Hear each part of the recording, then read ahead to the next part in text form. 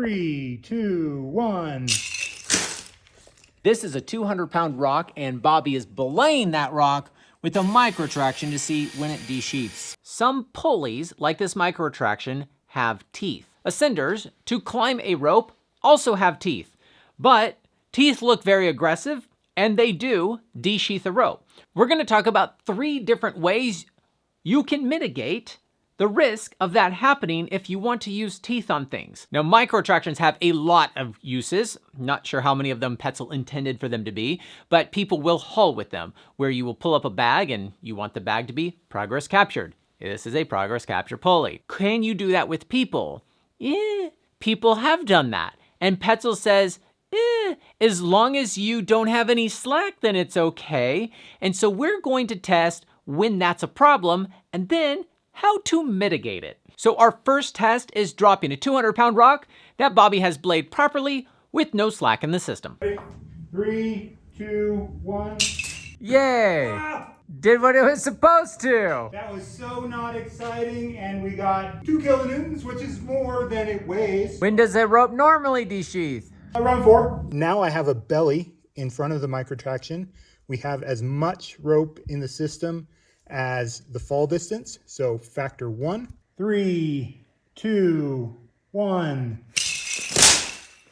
Oh, that de-sheathed it bad. You can never give me shit for wanting a tight belay when I'm on a micro.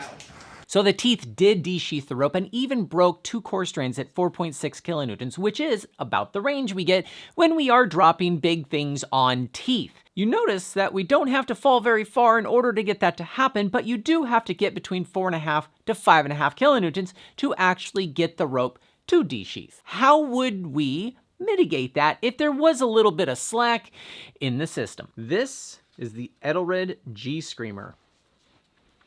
What's the G stand for? I have no idea. Yeah.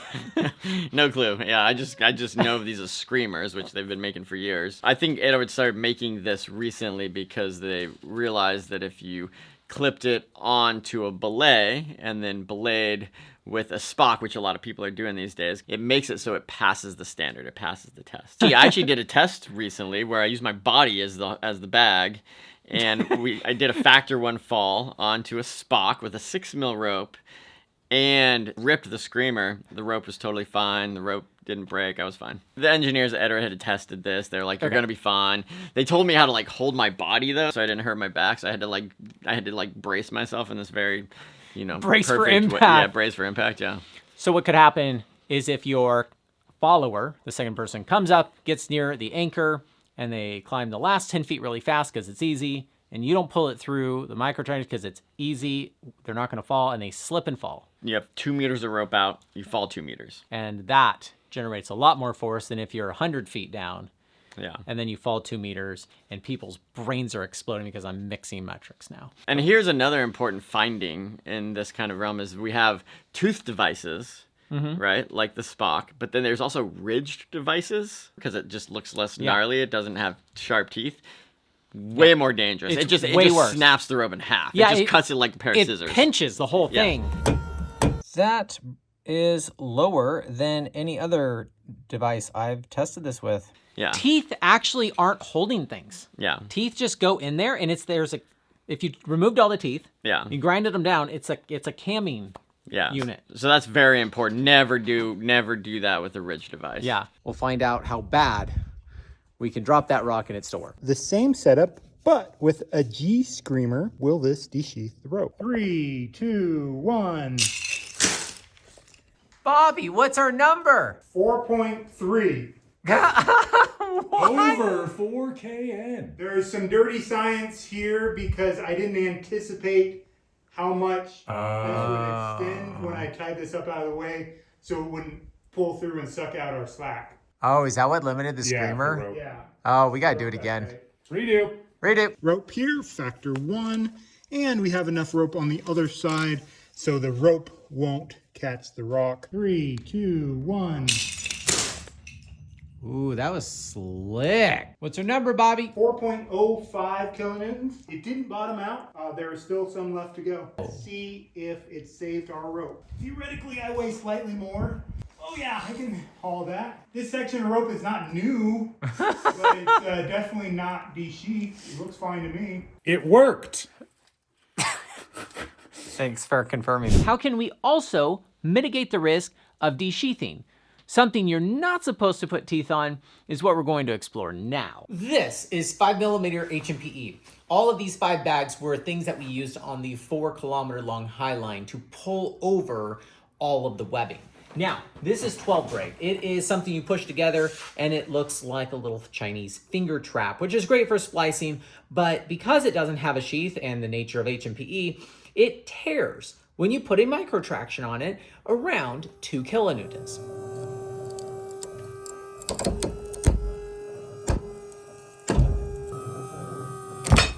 Oh, and you're dead.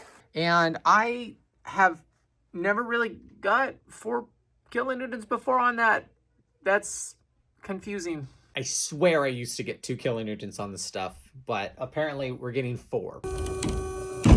Oh, that is where I got my 2 kilo. Interesting, a micro traction was giving us almost double. The point of this test isn't to mitigate the force we're getting like we are with the G-Screamer so it doesn't de-sheath. The point is that I can get up to 8 kilonewtons with teeth and it not break my rope. Why? Because on the 4-kilometer, we needed to get to 8 kilonewtons, and we were using these frustrating Blake hitches where we had to do a 6/10 in order to get it to grab. We had to use multiple ones of them.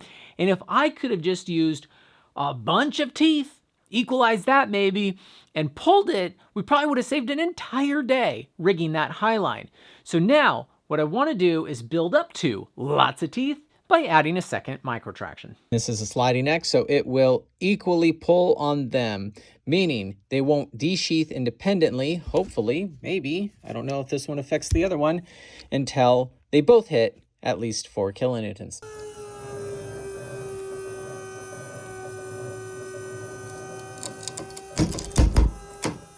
Whoa!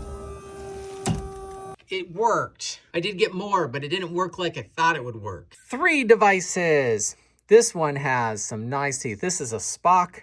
This is Edelrid's thing that we didn't have when we did the rock test. And you're supposed to stop at 4 kilonewtons. And what's your prediction, Bobby? I don't think it'll go any higher. That bend radius in the first one is going to compromise it at around 6. If only there was a way to find out.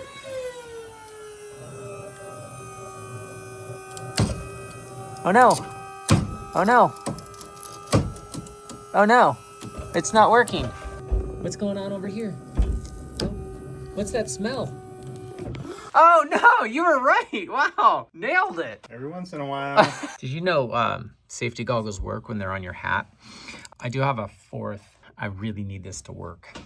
All right, so a cinder's tear at 2 kilonewtons. And an ascender is straight, whereas these are trying to go around a wheel. It's camming in addition to the tube. So the theory is if I could add more teeth, could I stop the de-sheathing? Because what I need is it to be full strength. But then the teeth cam. You can't just make 1 meter long tooth device, or can you? I just don't think 4 are going to work. It's either putting all the force here or here, and it's going to bypass stuff.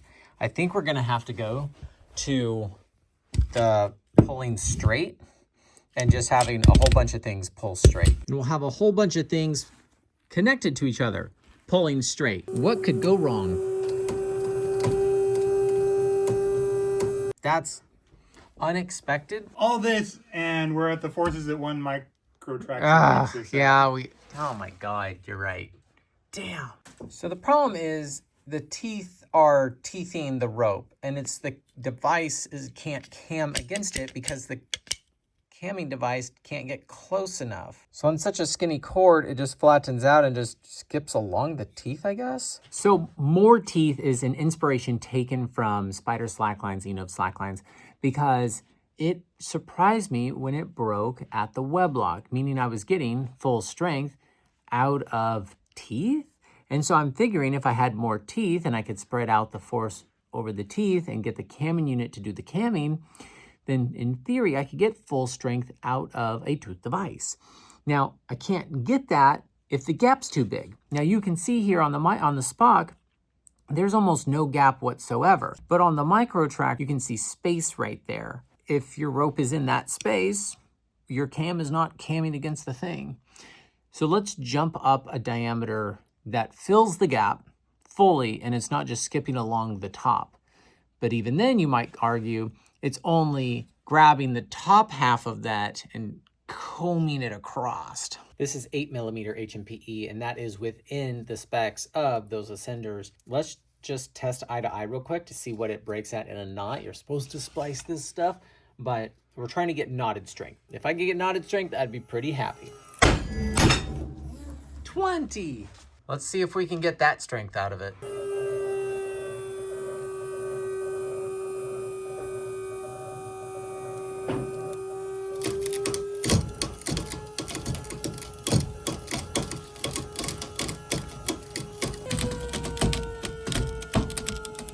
Oh, that's terrible. Oh, weird. It's bypassing these ones. No. Okay, so it started at 8. It peaked at 9. So 8's the number, which is 2 times 4. And we haven't cut the strand. It's tearing the part that it touches and then bypassing. It's the high line hasn't popped back out into the valley. You know, I wonder if it's because the way this is set up. I wonder if we need to equalize it. If only it was that easy. That's not how that works. Now let's try it again. Easy button. We got these two equalized there. We've got these two equalized there. And then we've got those two twos equalized there.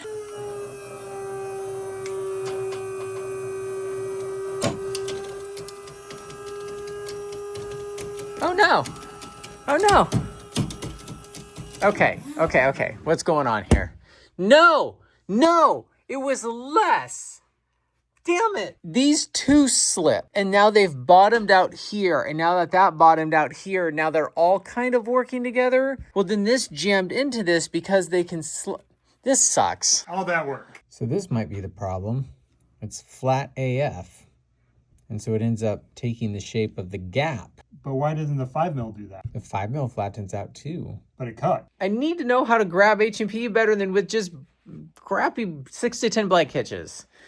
Moving on. Now the ways to mitigate de-sheathing is to add that G-Screamer to keep the forces below 4 kilonewtons, or add more teeth, I thought, which I still think will work if I do it in a different way, but to be continued. But then the other way is maybe using the micro traction, a single one, or a Spoc, in a different way. So we tested this 3mm tagline because sometimes it would be nice to be able to use a traction on that. Mostly just so you can have a handle rather than trying to pull skinny cord that's slippery. And when we tested it in the micro traction in a single strand, it would not even de-sheath. It's so skinny that it fit in that gap and it would slip at 25 pounds. But when we double wrap it, it actually goes up that pulley sheave enough for the teeth to grab it. And what shocked me was the fact that it broke in the knot and not where it was touching the teeth. Maybe because the cord is so thin and skinny that it's right at that threshold anyways where the stuff breaks. But the fact that it didn't break in the teeth, that a knot was worse for it. And when we tested on the Spoc, which has almost no gap, it held and it de-sheathed it because that's what teeth do. But as soon as we double wrapped it, it broke in the knot. So is there something to putting it around the same pulley and having more surface area around the teeth? I'm going to try that with a 4mm cord because I think that'll work in these pulleys. But I can't test an 11mm rope because it's too fat. And so no tooth pulley progress capture device is going to allow me to double wrap it around that same pulley. Let's start with a single strand of 4mm in the micro traction. That de-sheathed at 2.91. Now let's try it double wrapped. Ooh. It worked on the next diameter up. And I forgot, oh no, I forgot to push the button. It's easier if you hit the start on the load cell. Oh, all right, we got the same result, but we got 5. Ooh, that's pretty high, guys. That's only 4mm. Here is the single strand in a Spoc. Oh, wow, that de-sheathed a lot higher. double strand, you can see it doesn't sit as nicely, but let's see if this gives us more. Whoa! Technically, it gave us more. Isn't it interesting that if we can get more surface area of rope on the teeth in the right way, the pulley does affect it. The Spoc did not like the 4mm double wrapped.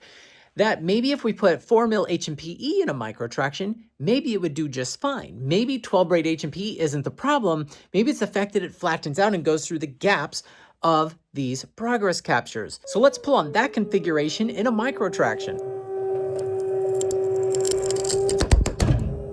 It's about the same as it was before. So more teeth on rope is not working out for me. More rope on teeth was only working on rope. So don't suck belaying or put a G-Screamer in the system if you do suck at belaying. It does make that a little bit safer. And if you do want to go see us take whippers on micro tractions in real life, you can go check out this video next. Woo!